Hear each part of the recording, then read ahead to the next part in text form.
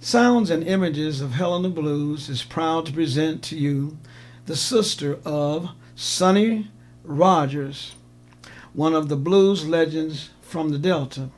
Good evening, Minnie Mae. Would you introduce yourself to our listening audience, please? Okay, my name is Minnie Mae Rutherford. All right, and but you're Rogers too, right? Yeah, my maiden name is Rogers. Okay, and how did that? So that means that you are Sonny, Sonny's sister. oldest sister, huh? Not the oldest one, but I am the about the third one. About the third one. Mm-hmm. All right. Mm-hmm. And when where are you from, anyway? Originally, Yes, originally. I'm from Como, Mississippi. Okay, and how do you remember coming to the Delta? Well, I remembered when I woke up, I was living in Memphis, Tennessee. My cousin and I was underneath the house playing checkers or something. That's how I remember knowing myself being out of Mississippi. I didn't know too much about Mississippi. I was born there. All right. And when do you first remember Sonny playing the guitar? How did he get his start? Well, actually, we had to steal the guitars from upside the wall because our fathers and things would not let us mess with it. So when they go to the field, Sonny was 3 and I was 7. When they go to the fields to pick cotton or wherever they be done, so we be stealing the guitar, learning how to play the guitar. Yeah, did I hear you say something earlier about being outside and connecting the strings to some trees or something? Yeah, Tell us about that. we had trees. When we couldn't play Daddy's guitar or steal the guitars in the house, then we had to put a piece of baling wire straight down the tree and take either a rock or either a pop ball and slide it up and down so we could get the wire tight. Then we could make a good sound. We could play the blues or we could sing what we know. Right. You know. But at some point, was he a teenager? Did he step out? Did he run away from home? I remember you telling me that he chopped and picked cotton with the rest of the kids. But Yeah. what began his separation? The separation was that after he grown up to be like maybe I say about 16 years old, then he began to venture out trying to really playing his guitar.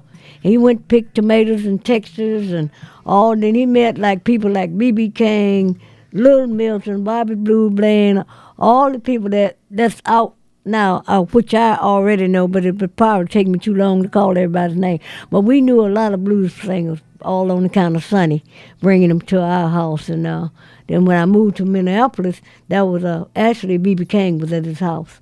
He And was actually at his house. at his Now let me house. ask you something about the however back to Delta. Now you all originally also were around the Hughes, Arkansas area, right? Yes. Was yes. Sonny in that part of the Delta with you at that time? Oh, of course. Uh-huh. Okay, Yeah. and did he have any blues connection at that time? That you remember? Was he old enough at that time to do any blues, or was he still a little boy? He was, well, when he got out of my sight for a minute, he was about 16. And he was going to, like, Texas and all around picking tomatoes and stuff like that. Then he got with a lot of the blues, other blues men, like B.B. King and Little Milton, Little Walter, and all. As a growing up to be a man, he was away from me for a while, so I wasn't with him until he came back home, and we sang the blues together. All right, you sang the blues together, Mm-hmm. but I'm sure that disappointed you because your father was a little bit tighter on you than he was Sonny. Well, of course, Daddy didn't want me to. Daddy said all black women mostly didn't play guitars and didn't be in the Yeah. stuff. But see, Sonny would sneak me out, and we go around and play and have funerals for dogs, hogs, cows, whatever died. We had to preach. We had to preach the funeral. So you preached the funeral? Yeah, we preached the funeral, and so we had to do all that and bury the cow, the hog, or whatever cars had ran over. We had to do all that, and so I was actually the minister of everything, and plus I had my little guitar too. All right, now one thing about it, well, today even though Sonny made it to the big time, we're going to give you an opportunity to sing one of your songs, which I've heard it before and I love to death, but it's called Your Santa Claus Song. Would you mind singing that? All the verses that you can remember, okay? Oh, okay. Right here on Okay. Sounds and Images of Helena Blues History. Okay. So now? Yes. Don't be looking for Santa. He's in the bed with me. Whoa, don't be looking for Santa, people.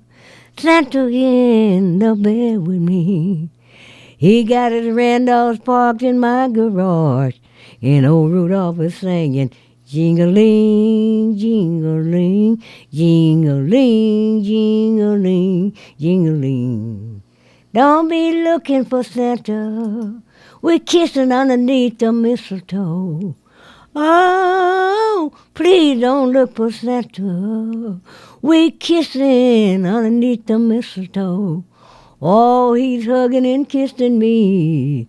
He said, Minnie Mae girl, I love you so. Jingling, jingling, jingling, jingling, jingling. All right.